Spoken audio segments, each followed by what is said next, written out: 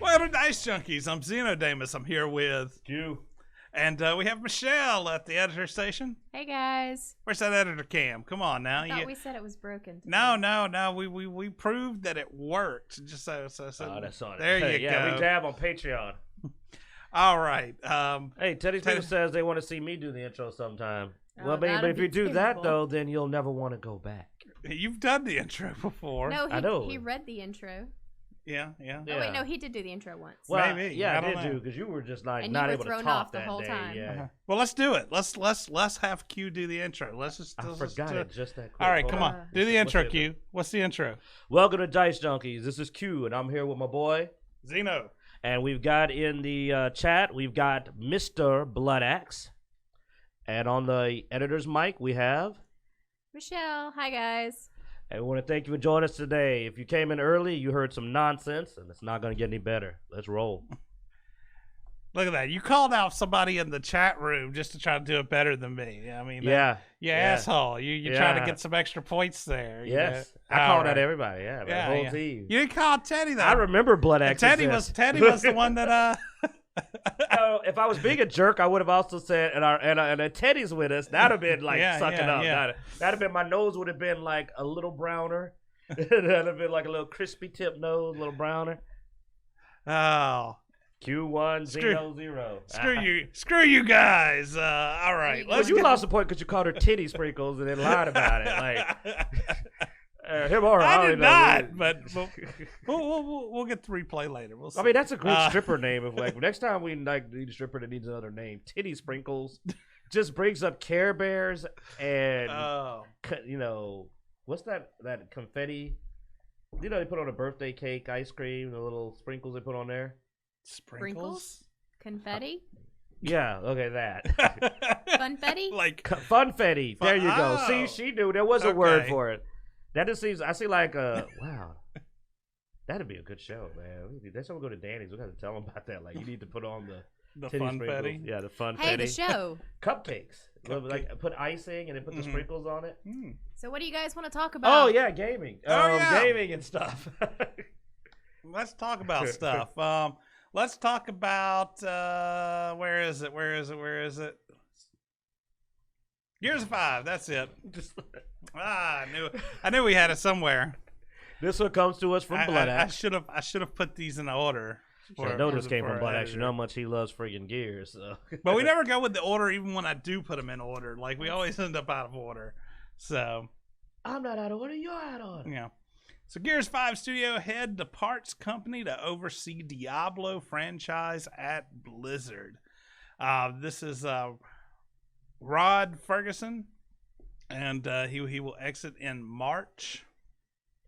Which is sort of interesting to see. He's coming in sort of late on the Diablo front since he's overseeing it. Because I mean, they've already gotten gameplay and stuff like that. I'm wondering, because I mean, Diablo 4 had a lot of mixed reactions when they showed off the I think they showed off the Druid on there. So I don't know enough about Diablo to know if it was any good. It looked interesting to me, but you know I don't. Diablo. Yeah. I mean, here's the thing. I mean, Diablo doesn't have the best of track record anyway. Diablo 3 originally came out looking like a fucking cartoon. And Diablo? Yeah, and because they tried to do the whole World of Warcraft WoW graphics in Diablo. Diablo is way more adult than World of Warcraft ever been. And so they pretty much had to redo the entire Diablo 3. Then Diablo 3, when it originally came out, it was hated by people. Like, it was really crap. It took them about a year to get it working decently, where they got a lot of their fan base back. So I mean, they haven't had a great track record. That's why everybody hates Bethesda, because they just used to get away with that crap before the recent debacle. They put out the same kind of trash fire, and everybody's like, "Don't worry, man. We'll put out a patch. We'll fix Skyrim." Yeah, but I mean, I didn't think the original Diablo 3's original release was that bad. A lot of people said it was too hard for one. The drop rate was really low. Now that was a bit annoying. The amount of grinding required. But here was the thing: they had a real money auction, I made like $200-$300 in that real money auction. So That's I why didn't he has complain good much. memories. I paid for all of the expansions with money I made from selling stuff in game. Then they killed the real money auction because people cried about it. And I mean, I do think real money auctions are not a good idea. I mean, it could be problematic for a game. I didn't care if I had the top tier gear. If top tier gear fell for me, I stuck that shit on the auction. I was making money. Man, that's actually, well, I see why you didn't mind it. I mean, the biggest thing that I think me and Blood Axe were talking about on this was that we're hoping they bring in, shoot that name out on the chat for me there, Blood Axe, because I forgot the other guy's name, but the original developer of the first 3 years is he's hoping this will leave an opening for that fella to come back. And I'm hoping the same thing because I was a fan of Gears 1, 2, 3. I like the story. I like the style, the gritty, gritty, just in the trenches atmosphere and story. And when it moved away from that, I moved away from really enjoying that. Like Gears of War Judgment had no interest for me. Gears of War 4 even less so. And then finally, Gears of War 5. Cliff Belinsky was the original creator. Cliff Belinsky. Yeah, so he Blood Axe was saying he hoped that Cliff Belinsky will come back, and I'd like to see them get back into that. Click on Cliff Belinsky on this wiki that you pulled up. Let's see what he's doing now. Anyway, so he is a game designer. Nothing, because it says post-gaming career, so it looks like he's out of the game. Presenting at the 2016 Game Developers. No, wait, he said he's coming Boss Key Productions. Let's see, post-gaming career after closure of Boss Key. Oh, so that didn't last long. Holy crap. Yeah, Open up into, wow. Involved with theater production. So he's doing theater production now. Look at those movies. He's not really. Well, go back up. They said he's especially interested in returning to Gears of War series as an advisor. Okay. So our boy Blood Axe knows what he's talking about. If he's interested in coming back, maybe he'll step back in. Because honestly, I liked his filmography. Gears of War to be announced. So is he making a Gears of War film? All right. See, that's even better. Because my biggest thing, I like the original gritty Gears of War style. I'm sorry, but I know that this is considered toxic or people whine about it, but I liked that it was a really macho, bloody in the trenches style thing. It reminded me of movies like the original Predator. It reminded me of Commando, Rambo. It reminded me of those, just that certain style. It captured it. And as they moved away from that, I just said, well, it lost interest. Because let's be honest, it's better shooters, man. Yeah. I mean, it's a good game, but it's better shooters. So with Rod Ferguson has been with Gears of War franchise since the very beginning, having served as executive producer on the 2006 original. So he was also there near the beginning, and later director of production for the series at Epic Games. Following the departure from Epic in 2012 and a stint at Irrational Games, where he helped oversee the final stages of development on 2013's Bioshock Infinite. Which also had an odd mood change from the Bioshock series. Yeah. Again, less gritty. So now I'm wondering if Blood Axe, I don't know if it's true, but I wonder if Blood Axe right that he kind of tends to lighten series up that we're kind of gritty and grungier. Yeah, I think you're going too far. You're going into Bioshock 1 was freaking awesome. Bioshock 2 was a little bit more, but it still at least had that Bioshock feel. Bioshock Infinite felt like it had nothing to do with the other games, even when they tried to tie it in. Yeah, now I am a little concerned for Diablo 4. Like, if he's coming in, it does seem like he lightens games up a bit. Now I will might say, become a fun, adventurous romp in the world of Diablo. I will say, I think Gears of 5 was an improvement over 4. So, well, yeah, it's an improvement, but it's an improvement because it was going so off the rails. I mean, it's kind of like hey, look, you stopped punching yourself in the face. That doesn't mean that you're doing really good. It just means you're doing better. You stop punching yourself in the face. You stop thinking, what people want in Gears of War? Uplifting stories of empowerment and hope and other. No, we want bloody. And people died. Gears of War 1 to 3, people you like died constantly. It ended with one of the saddest death scenes. I mean, Never since Kenshiro have I felt the desire to shed manly tears of manliness. Manly tears of manliness. But spoilers if you don't know by now. But when Dom, come on, man, Dom, both when he found his wife, and then what happened later, that reminded me of the movies I grew up with. That gritty and everybody can die style. Later games just lost that. I stopped caring. I stopped really feeling it. Oh, Blood Axe is pulling the you will have a female lead in Diablo 4 and no gender. Oh, come on now. We fixed that with Diablo 3. Diablo 3 Fimbarian is where they decided to allow classes to be male or female, and you weren't locked to a gender. Now, I mean, you go to Diablo 1 and 2, and depending on which class you were, you did not have a choice of gender. Which was just part of that style of gaming, in my opinion. Like, I know that's one of Quinn's complaints on Path of Exile, is he likes being a necromancer, but he's forced to be female. Well, I can't do Mortis. I mean, the problem is I have a arc character. It's not even so much about gender as it is I play Mortis the necromancer, and Mortis has he has the white hair, he has the young looks. Yeah. He's a Bishonen. Well, and that's another problem with the genre is character creation is just not really there in that genre very much. But Blood Axe, knowing a little bit more Diablo, it won't be that what you play. What it'll be is all the important NPCs.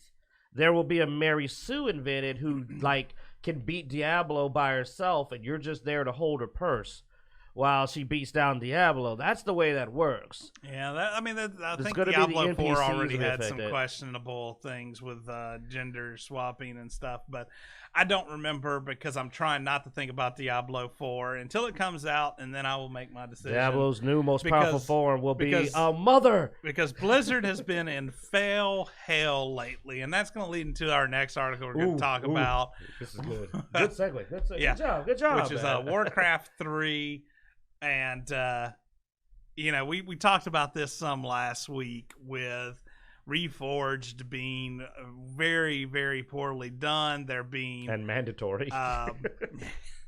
The worst part was that it was mandatory. And it was I don't think the actual Warcraft 3 was replaced with Reforged. I think it was an issue with the servers and the connectivity. They used the same server, so it was causing people who had the original... to have server issues and all kinds of stuff. I was hearing that it was like that their versions had the graphic changes and stuff that people didn't like. I didn't keep up enough with it. Like, this was a game I was actually looking forward to originally. You poor bastard. Because I did like Warcraft 3. I was a fan of Warcraft 3 when it came out. It's a nice strategy simulation game. So, and it had a really, really good story. So actually getting some updated graphics would have been cool. The cinematics that they showed in the trailer would have been cool. Oh no, they looked really good. Yeah. They were amazing. Them and Apex Legends, was it Apex? No, Anthem know how to make a trailer that's not what the fuck's coming out. Yeah. But none of that actually ended up in the game. The graphics didn't even look better in some instances. Like, the colors were really faded.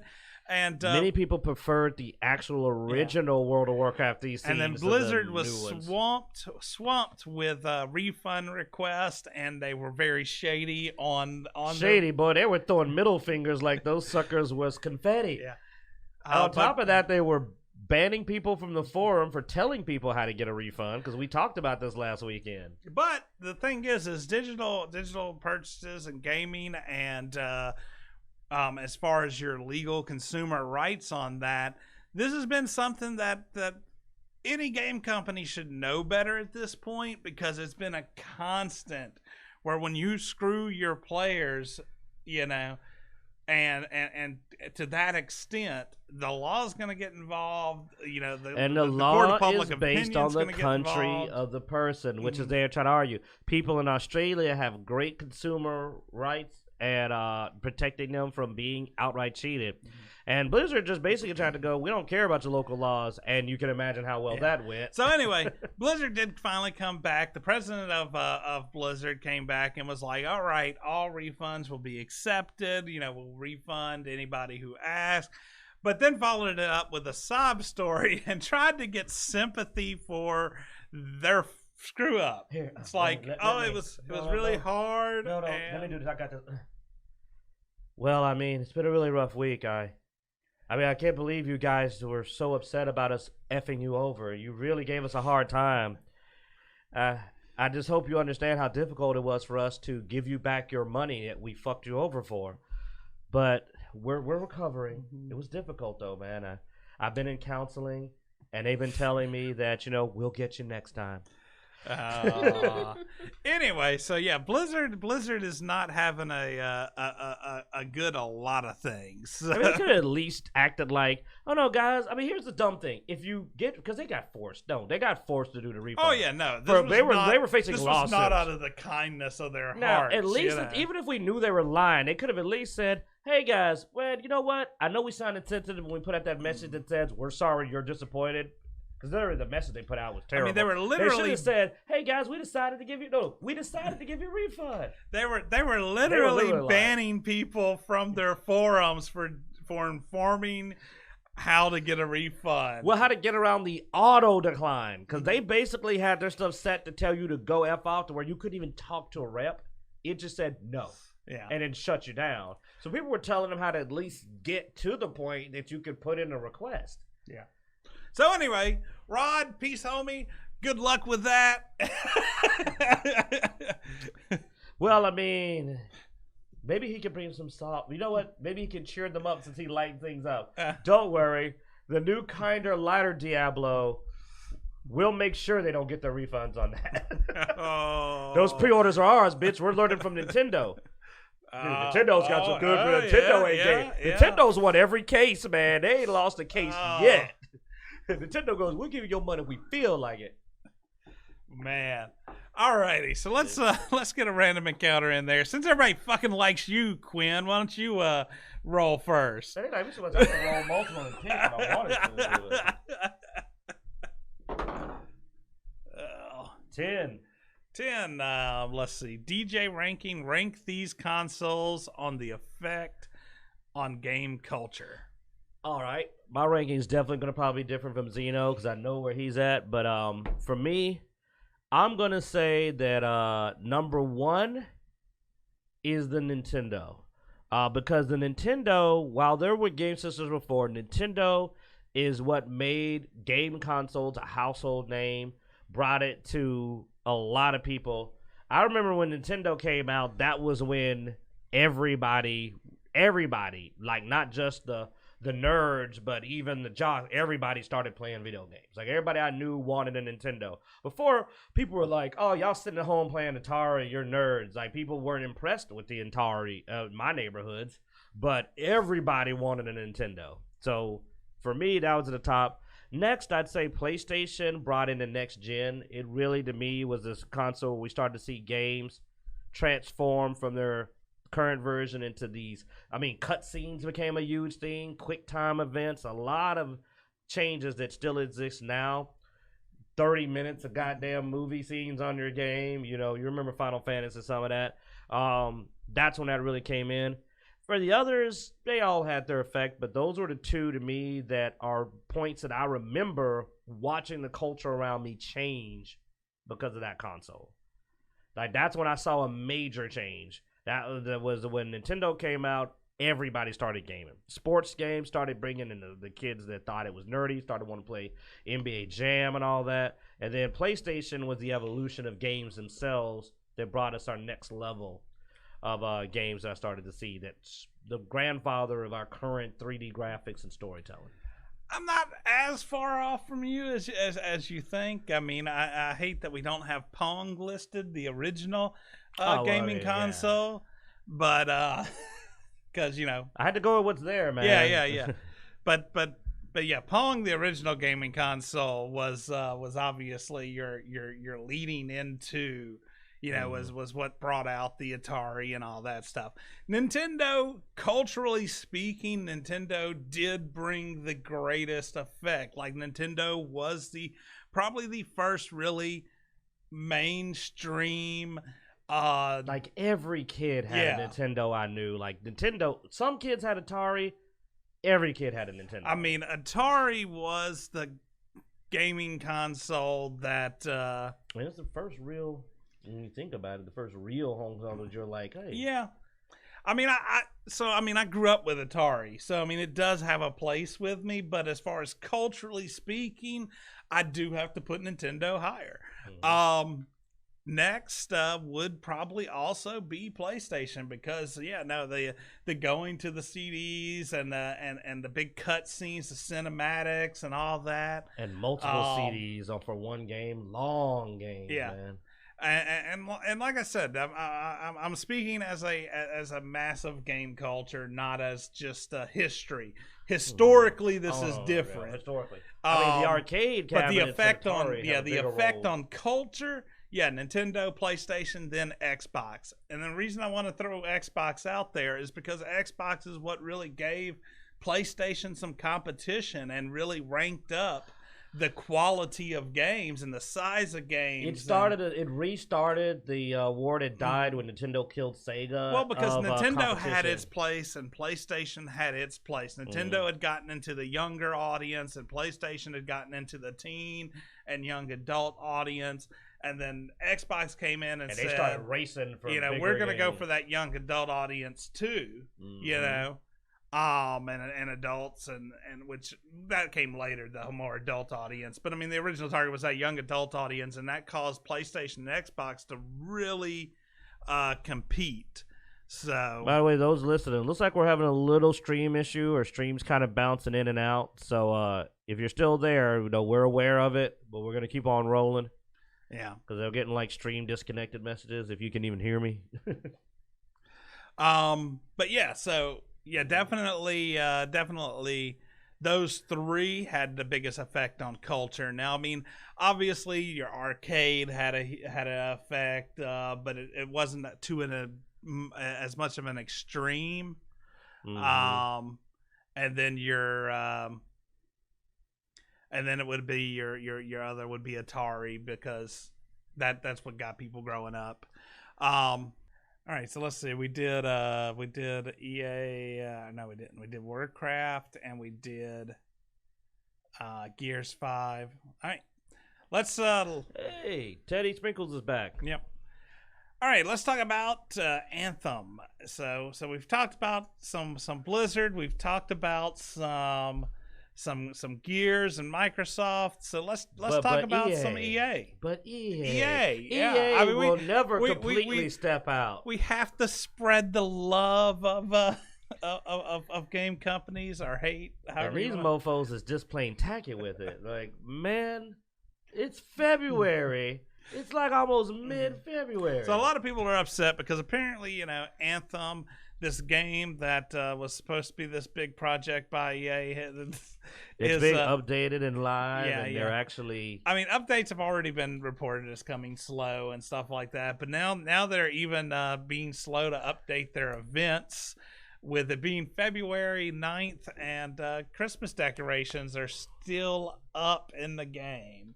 Where most games are moving over to doing Valentine's decorations, we still got Christmas and Anthem.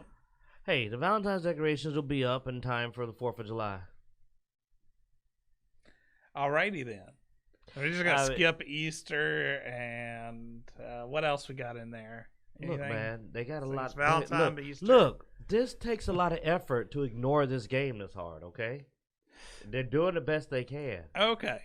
I mean, it's not making them any money. I'm shocked they're bothering. I mean, I'm surprised they even got a Christmas tree. Like, I'm actually impressed. I mean, I'm going like, what do you people want? They gave you a Christmas tree. They put up a Christmas event. They don't want to do that. You're not paying them enough. They're not monetizing all the stuff was enough. Already made anyway. It's just. But you got to click a button. It's just clicking the trigger to trigger the event. Clicking that button costs money. Oh, okay. Okay, this is EA we're talking about. Did you not? Okay, look at the company. You must think this is someone else. This is EA. Yeah. But no, and I love the way EA came with the excuse of, well, no, what happened was, look, like my son. What happened was, I wanted y'all to have more time to do the event. So that's why we didn't take it down, because we knew you wanted to finish the Christmas event. See, we're helping you by not cleaning our room. You know, we helping you. See, ain't I good? Can I have a cookie? I mean, that's just freaking EA, man. That's their excuse. I'm not joking. Their excuse was we wanted to give you more time to do the event. No, I mean, I know that was their excuse. Instead of giving you a new flipping event. And excuse is exactly the key word there. But I mean, EA isn't just pleasing their Anthem customers. Apparently, they're pleasing people around the world with EA hiking prices. Jesus. Yeah. Segue. Yeah. So EA hikes up their prices, but not for the Origin store, for the Steam store. So next tab, please. Take the tab to the left. There you go. So and now apparently this has not hit the U.S. yet. This is only no. It's hit everybody but the U.S. Just about UK to South Korea to Singapore to Mexico to most of Europe is what Kotaku says. And so apparently the Steam prices are almost double what they are in the Origin marketplace. Now this comes off the rumors of Origin and Steam starting to work together again. Just about a month ago, because for the longest they weren't posting a lot of their games to Steam. They were Origin store only. And a lot of people were sort of happy because they heard, they're going to start trying to work more with Steam. No. Apparently, them working more with Steam is doubling the prices in places. They did this in other countries, like you said, because they know that we burn down their studios. They tried that crap in America.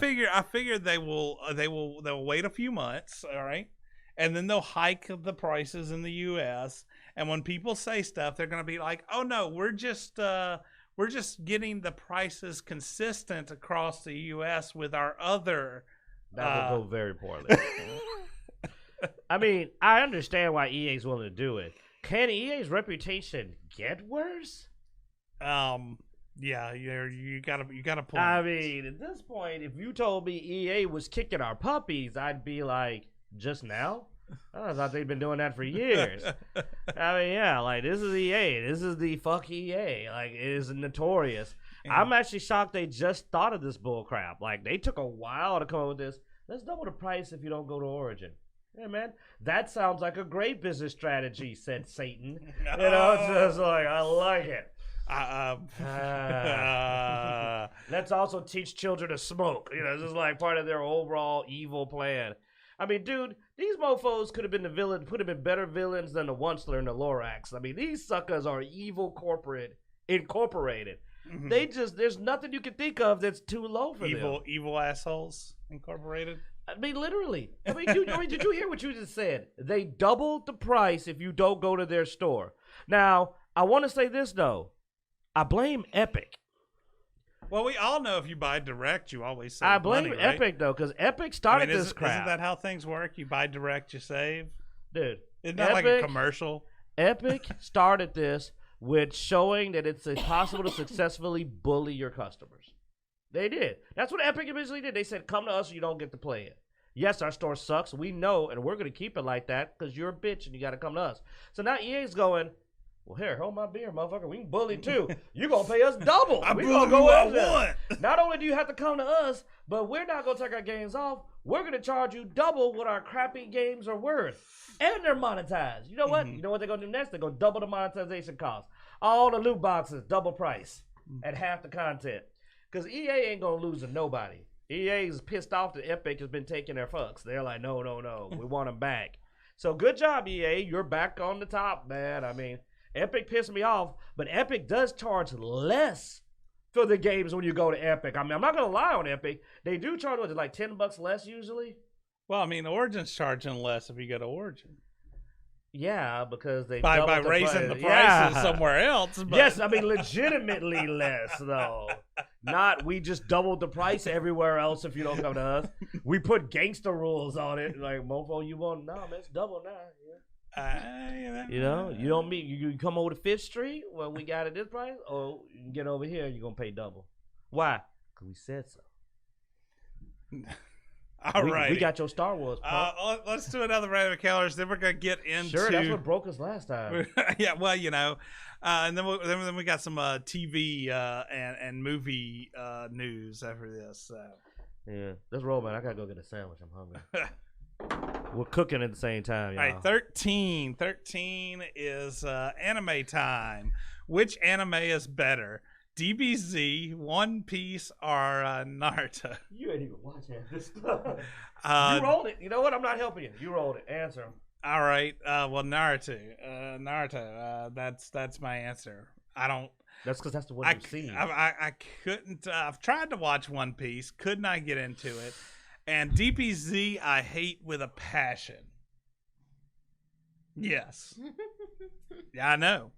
That's how I feel about DBZ. Pull a third one on you. DBZ is well, here's the problem. As much as I understand why you don't like DBZ, and I never thought I'd say this since it's the episode known for having 3 episodes of screaming, but still, the number of episodes you can skip in DBZ and still follow the story and not miss anything, compared to Naruto, says I'd rather sit through DBZ. Because it's 3 episodes of screaming. It's not 50 episodes of stuff that never happened. But the problem with DBZ, and here's my problem with DBZ, is yes, they do an episode of almost nothing but screaming, but they'll throw in just a little bit of canon information during that screaming. Yes. So you can't skip the episode. But they also only do 3 episodes, though. But with Naruto, I can just skip the episodes that aren't canon that are crap. Well, yeah, you can do that. And now. I can continue the story along and it not be an issue. You know what? We'll meet in the middle. You do have an advantage. When I was watching Naruto, though, I was watching it as it came out, episode to episode. Yeah. Which made that almost impossible. This smart bastard waited till they completed the series, then went and looked up the 100+ episodes not to watch. So your experience was not nearly as bad as mine. My experience was awesome. I love that series. But I was watching it episode to episode, so I didn't know what episodes to skip. Maybe the cat episode had something important with it where everybody put on cat ears and went to Cat World. That's a thing. Maybe the Ninja Ostrich would end up being important. And that's probably the thing. With DBZ, I was trying to watch it as it was. Did you not hear me? Ninja Ostrich. I did not see a Ninja Ostrich. I do not know of this. This does not exist. And the entire war arc that never happened. Oh, all this stuff Naruto did, that never happened. He hadn't even arrived yet. That really occurred. They did all these filler episodes and you find out. They just literally ignored that. They're like, hey, Naruto just got here. You showed me like 20 episodes of him doing shit at the war. That was all filler. Just all filler. I was just like, oh, you sons of bitches. So, at least in Dragon Ball Z, I went like, what am I watching this screaming episode? Oh, whoa, okay, Krillin's dead.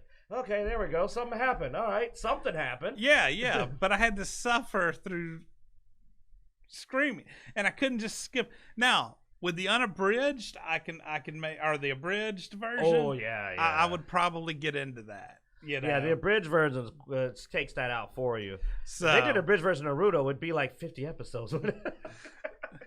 But and then One Piece, I didn't really care for the style. I don't know if any episode of One Piece matters. I mean, the style of the show. I mean, it's sort of. Oh, like I'm lying because there are scenes in One Piece that are amazing, but you want to talk about a lot of stuff that you could kind of skip. One Piece, you can skip like 90% of it, man. Important crap happens just like, what's that other one? Moon. The other one that has a lot of episodes. I watched like Bleach? The first 100 or something of them. I mean, there's a lot. No, the one with the fire dude and the ice dude that keeps Fairy Tail. Now that has a lot of useless stuff in it too. And unfortunately, it'll slip just a smidge in there. Now, that one does like Naruto and Dragon Ball. And the bad thing about it was, unlike One Piece, with Fairy Tail, I actually liked the style and stuff, you know. Until it went off in the right field. Until it just went weird, yeah. One Piece, a lot of it came down to art. Like, I didn't care for the art of One Piece, so it was hard for me to watch. And the voice acting was also really bad. Like, it took so long to get to the serious part. It was so good when it was serious, though. I can say that. When One Piece got serious, it was good. But, dude, I mean, it does not do it often. I would give it 10 to 15% of that anime is serious and matters, with all the rest being nonsensical. Like, literally nonsensical to the point of ridiculous. Yeah. But boy, it can match Dragon Ball Z and Naruto for drama when it kicks it up. That's why you're just like, But I've just given up and I just watch AMVs that show the important fights and stuff. Go watch a good anime music video, you know. Our editor throwing up some splash art there at the end. But yeah, Dragon Ball Z done it gives me earlier. good fight. I say Naruto. I think you say Dragon Ball Z, and Well, our experiences were different. Yeah. Like I said, you didn't. I watched Naruto as it came out, so I didn't skip, like you did. So I just was tortured. and One Piece just falls off into the background. Didn't even make it Yeah, on the unfortunately, fighting we're ring. all on the hit list from Kitsune's wife. She's big. His wife's really big in the One Piece, so we're on the hit list now. So sorry, she's not gonna be happy that we hated on One Piece. All right, so let's get into what do you say? Birds of Prey. You want to talk about Birds of Prey? I mean, this came out just the other day. I mean, a huge box office hit, right? Jonah Hex is the only movie that had a crappier open than this. And if you're wondering what Jonah Hex is, yes. That is the answer to that. A movie no one knew came out. Jonah Hex was a very interesting, pretty good comic I like the book. character, yeah, but the movie was like invisible. Dude, what got me about this is that sadly, most people said the movie was okay. It literally bombed because Ewan McGregor wouldn't shut up. Like, Obi-Wan didn't know how to shut his damn mouth and just talked everybody out of going to the movie. So, I mean, tomato score, which the critic reviews dropped a little bit since I've watched this, probably because the audience was giving it positive reviews, so the critic score. Yes, I've served reviews now are saying it isn't woke enough because the critics refuse to agree with the pedestrians, the audience. Also, you can't trust any Rotten Tomato score too, though, dude. We've seen it. We've seen like weird scores where it sticks at one score for like weeks in a row. And I mean, you brought up a good point when we were talking about it at one point. You were like, well, honestly, the people like after the trailer, a lot of people who would have probably scored it badly didn't go and watch it, which I can agree with that. I mean, we didn't watch it because of the trailer, but honestly, after hearing from some people who did watch it, I was like, doesn't sound nearly as bad as the trailer made it out to be. I'll go watch it as a dumb action flick because that's all it is. Yeah. There's no content here of quality, and you don't miss anything of importance. But I've heard it's fun. And I'm like, I watch movies that are just fun. And I actually think the movie isn't that bad, but here's the problem. The worst thing you could do, if a movie is just fun, you definitely don't want to make people think it isn't. Yeah. And that's what they did. They should have advertised this as, like, because Deadpool never advertised itself as being serious or, like, having any real quality. God, they're just like, look, man, it's Deadpool acting a fool. They should have said, it's Harley Quinn acting a fool. Oh, I think there's a couple of other people. Well, and you also brought up a good point with Ewan McGregor. I think Ewan McGregor is part of what killed a lot of the viewers. He owed him some money. Like, I mean, he got so woke in his interviews and started talking about. He kept saying it was a war on misogyny. Yeah. You want to know what's messed up? He was lying. Everybody that's in his movie said, no, it isn't. It isn't nearly about that. So the weirdest part is that he did something worse than going woke and go broke. He went woke on a movie that wasn't woke and made it go broke when it didn't have to. Well, I mean, we even talked about it looking at the trailer. It was like, well, the trailer had was sort of a mixed bag of mess anyway. Because It just seemed like people were just doing a bunch of crazy stuff. I didn't see any message, and apparently there wasn't one. But Harley Quinn's not redeemable in this movie. I've been told by several people that reviewed it that it's like, oh no, she's a total villain. You don't root for Harley Quinn. So, I mean, it is possible that after the first round of views this weekend, that maybe next over the next week it'll pick up if people get the idea of it just being a fun movie. Dude, you know how it is. Movies, unless people go, hey man, this movie was actually really good, it had a great story. If somebody goes, it was dumb fun, that doesn't normally pick a movie up after the initial release. Well, and also, I mean, let's all be honest. I mean, generally people don't really keep up with a movie once they've already dumped it anyway. Yeah. So Yeah. Movies that had their stuff climb, people went out and said, no, man, this is amazing. They didn't go, it was okay. But I mean, would you ever go see a movie that somebody just told you it was okay after you decided not to see it? This is the first movie in a long time, though, that I've seen the critic score and the audience score Stop so close believing together. Rotten Tomatoes lies. No, man, what I'm saying, You can't trust any score on Rotten Tomatoes. Well, I mean, bet you we go to that other movie, it's still 86. We keep seeing this big gap between the critic score and audience score on Rotten Tomatoes, but you can't trust Rotten Tomatoes. Tomatoes what other movie are you talking about again? What was the movie that like the freaking I mean, score look, stuck in Doolittle, 86? 15 to 76. See, it lies. Nobody liked Doolittle. It made no money. There's only 9,000. Oh, no, hold up. Go back to Doolittle. Doolittle's been out all that time. There's only 9,000 reviews on the damn thing. Freaking Birds of Prey has 4,000 in a couple of days, man. Well, it's verified. Hit the more info on there. And then hit the all audience. Oh, wow, look at that big difference. Ooh, it went up 2,000. So, nobody. The people that voted on Doolittle. Let's go back to Birds of Prey and let's look at the audience on Birds of Prey. This poor fool, y'all, he still trusts. I'm not saying I trust it. Look at that. They have nearly the same number. They're 2,000 less in a couple of days. So, don't trust the audience. Dude, I mean. I think your distrust is a little high for Rotten Tomatoes. Now, I don't trust Rotten Tomatoes. I just think you're over distrusting. No. So, well, let me tell you whatever. Something, man. Whatever, man. No. Let's move on. Okay, to the next I was about to say topic, something real ugly. Screw gathering data because none of that even matters. It's all don't lies. Don't you ever say to me gathering data the same sentence as Rotten Tomatoes. It's all lies and it's conspiracy and when it's Rotten Tomatoes, yes, yes, it is. Wake Oh. up! You've been drinking the Kool-Aid. The lizard people, man. You don't know about the lizard people. So let's talk about the female ghostwriter. How about that? Man, fuck you. Now this is from Showbiz Cheat Sheet. Of course we can't trust anything anyway. So I mean, I don't know why we're even talking about it. But MCU, man. What the hell? Oh Lord. So rumors surrounding Ghost Rider's appearance in the MCU have been quite diverse, from pipe dreams to narratively plausible forms of it, blah blah blah. Basically, they're saying that there's going to be a female Ghost Rider, and she is going to be introduced in It's a Blade. skeleton with a burning skeleton head. Why do you give a fuck about its gender? Really, people? You felt you need to gender swap the burning skeleton? Really? It doesn't have skin. Are you going to put tits on it? Are you going to put tits on a skeleton? How are you even doing this? What the hell's wrong with you Click people? the second tab there, and we'll see. Now, in the comics, there was a Oh, God, female... it's got hair. Oh, my God, they are feminine up. Oh, I'm done. I'm done, This is a comic that came out back in 2011, and it was only like a very short run. So that's the other thing that's sort of amusing about them bringing up oh my God, it has tits. It does. It has tits. That's a skeleton. Sexist in and of A itself. skeleton It has gave the skeleton tits. What? The whole body? No. Watch. Look here.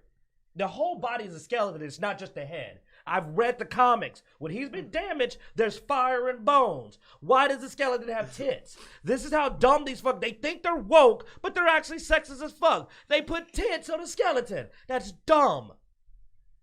I love the way they fail at the one thing they're trying. If they were really going to be appropriate, it wouldn't look any different from the goddamn male skeleton, because it's a skeleton, you bastards. All sexual characteristics are lost when you're a skeleton. And why did the fire have to look like long, flowing blonde locks? You sexist bad. Oh my God, why is that one in a bikini? That's a fan pic. Oh God, okay, don't do that, Denner. That's fucked up. But look, you even notice that now the hair has to look cute. the boobs from the fan pic. The boobs come from fire. They're fire boobs. I will kill you. I will kill you and then them. They're fire boobs, man. They even had to give her sexy fire hair because, the female Ghost Rider still has to be hot. Ba-boom. All right, don't quit scrolling through this because you're gonna end up with like a naked pic, and we're gonna get banned from Twitch.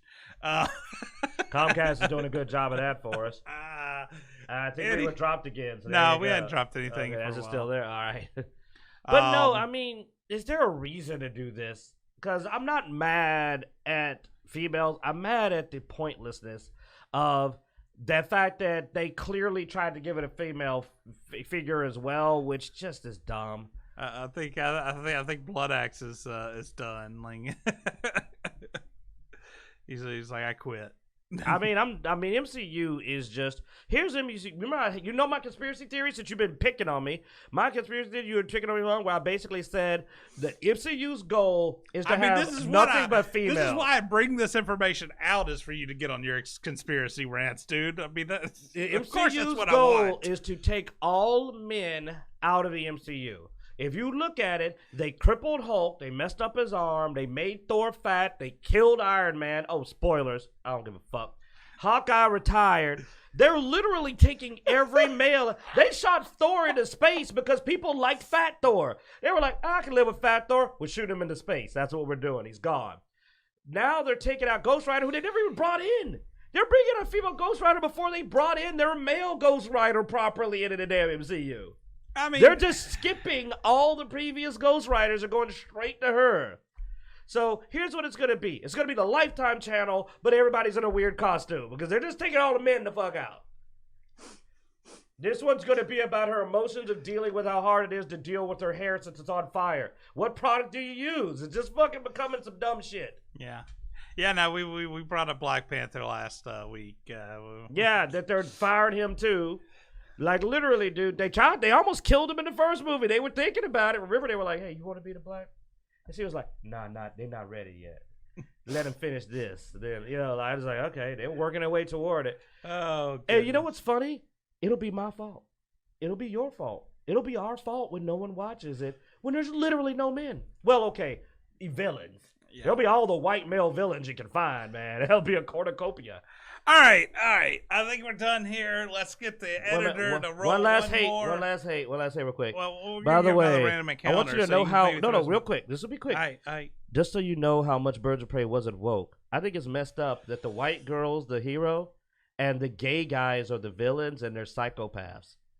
That's not actually woke. They presented them as madmen. So again, Birds of Prey, not woke. Ewan McGregor, fuck you. You better stay away from Baby Yoda.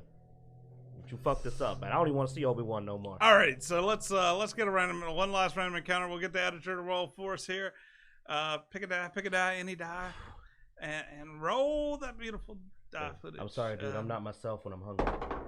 Yeah. I'm you need a Snickers. I'm hangry. We got a 2. Will it be pink?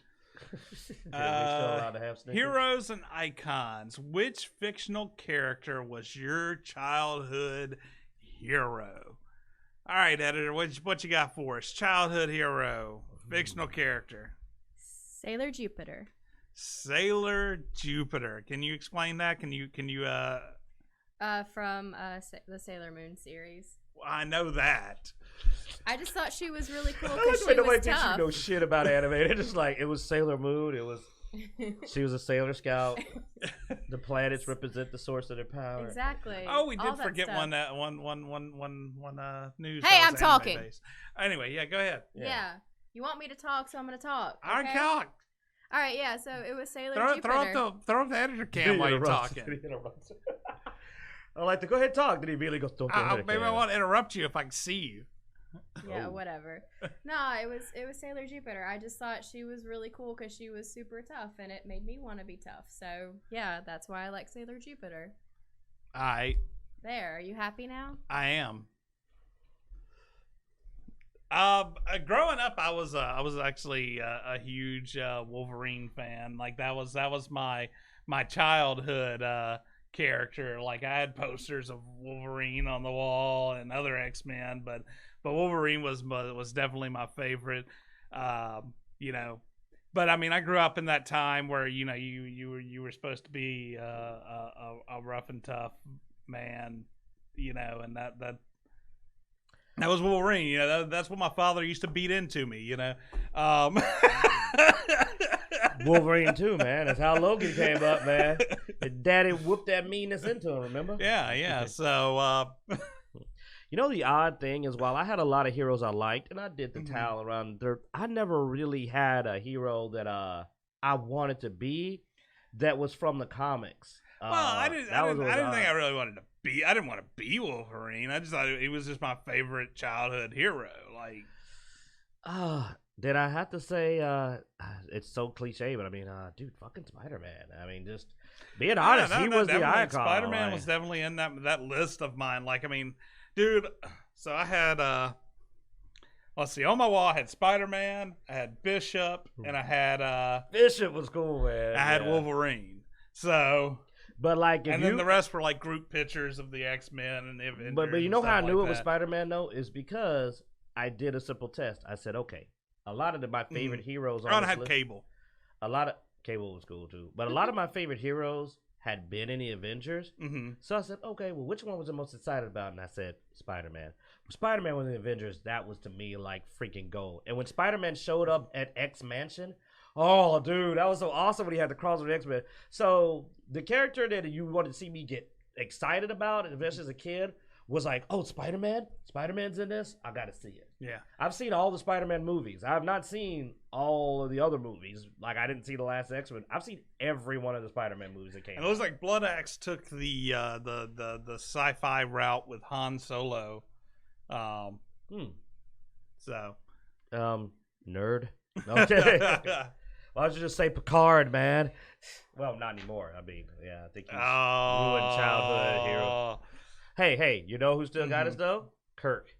Yeah, he's still, that's my boy. Yeah.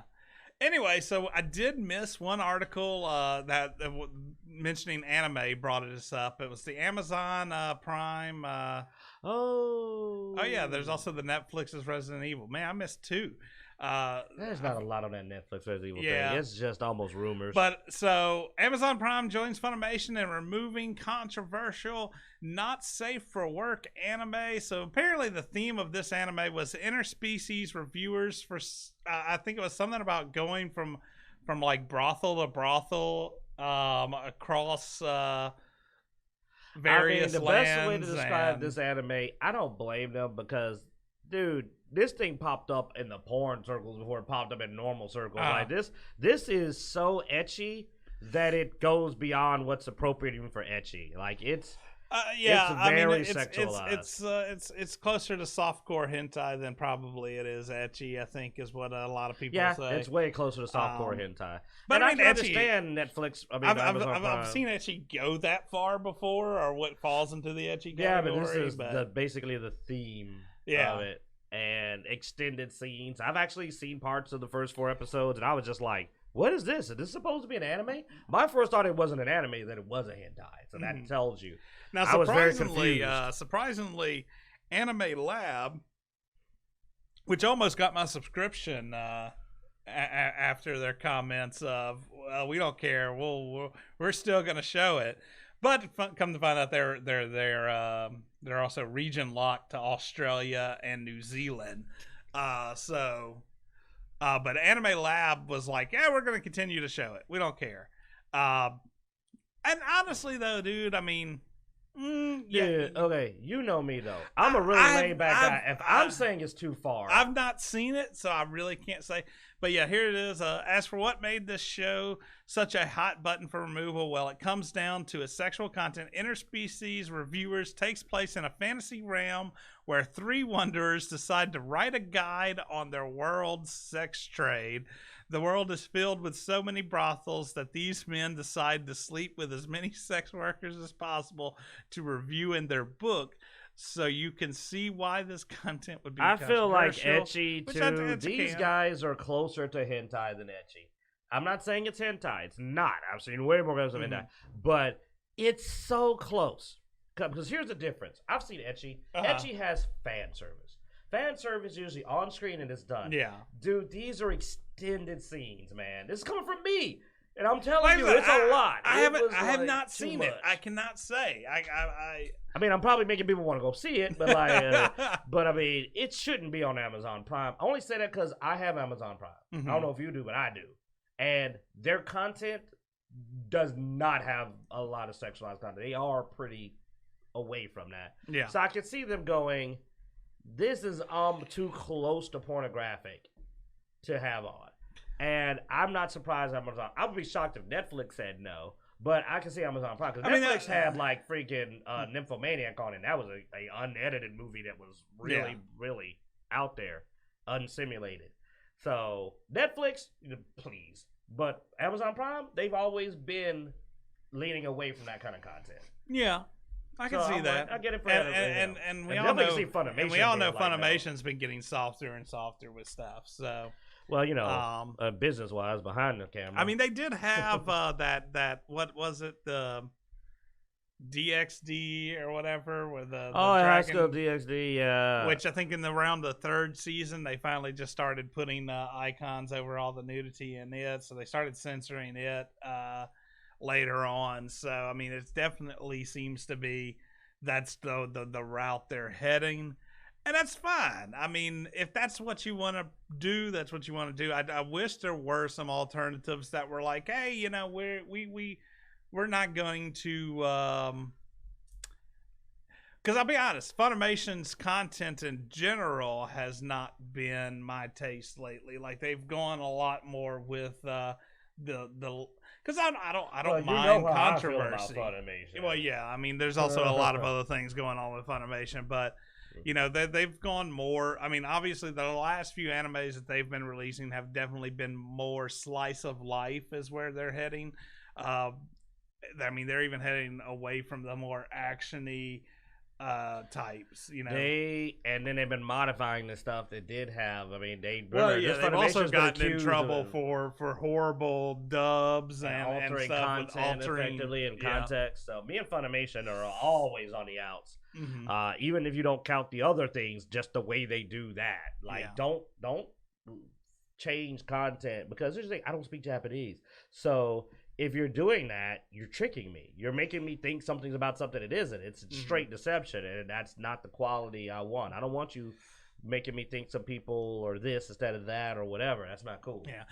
All right, and so the last thing, just a quick note on Netflix's Resident Evil. Apparently, there was a leak on that, which released the synopsis of the show. It's very short and brief. If we want to scroll down here real quick here we go. Resident Evil. So here you have the quick synopsis. It just says the town. Well, you're closer to that monitor. Can you read that for me? Because the story takes place in the fictional town of Clearfield, Maryland, the backyard of Washington, D.C., the Umbrella Corporation, and the decommissioned Greenwood Asylum. All three are involved in the creation of the T-virus. The show is set 26 years after the virus's, quote, discovery. I told him I was thrown off because I'm not really sure where this fits with the games, because they say the virus is discovery, but I don't know if that discovery references the Resident Evil 1 or prior to Resident Evil 1 or how that works. So honestly, I don't think this is covering any particular game. I think this is going to be almost a kind of original story. Because also it was Umbrella Corps. I don't remember the government and another corporation being involved. So this may be an original story. It sounds like this is an original story set in the Resident Evil universe, but they're doing their own spin. They've sort of already, I think, rebooted Resident Evil, the video game, some, and changed up the story anyway. So, I mean, doing a series where you change up the story, I don't really have a huge problem with that. I mean, the movies didn't really go 100 with the game 100%. As far as, I mean, we've seen this with Marvel. Marvel doesn't go with the comics. So it's easier to make a TV series and just go with the loose concept than it is to try to match something. Actually, I just saw it before I entered and clicked off of it. They even said they refer to it as it's a series that's based on the game franchise. That's Hollywood wording for going, we're not covering the franchise. We're basing it on it. Yeah. Which, who knows what weird change they're going to make. I hope they don't do like the movies, because my God, the Resident Evil movies. But anyway, so if you're interested in that, well, it's closer to confirmed that it does seem to be getting closer. And go back up. Look at the other franchises the guys are known for. The Fantastic Four franchise. Oh God. Woo! Shadowhunters. I don't know what the hell it is. The Three Musketeers. Shadowhunters was a TV series. It was sort of one of those magic type, more young adult teen. Nope, you said it all by the way you even described it. I didn't care for it. I tried to watch it. I don't even remember the Three Musketeers 2011. Like, that went way back. Like, huh? And then Pompeii. So, this is going to be terrible. There you go. That already that makes it very clear. Oh. We'll see. We'll see. All right, guys. Look, thanks for watching. We hope you enjoyed this episode. And, be sure to check us out on Twitter, Twitch, Instagram, YouTube. We're working with Restream.io to try to stream on both Twitch and YouTube to sort of see where we get the best audience. So stay tuned for that. And let us know what you think once we get that. Of course, that's if we don't have internet issues. I was going to say, like, now we'll be able to disappoint on 2 services. Yeah, we can disappoint twice. That's what she said? Oh. It's sad. Like, that's what she said. Thanks for watching, guys. Check us out at Dicejunkies.com to check out all the links to everywhere we are online. And, enjoy. Check us out on Patreon if you did like this. You can support us there. Patreon.com/Dicejunkies. Thanks for watching. Have a good one.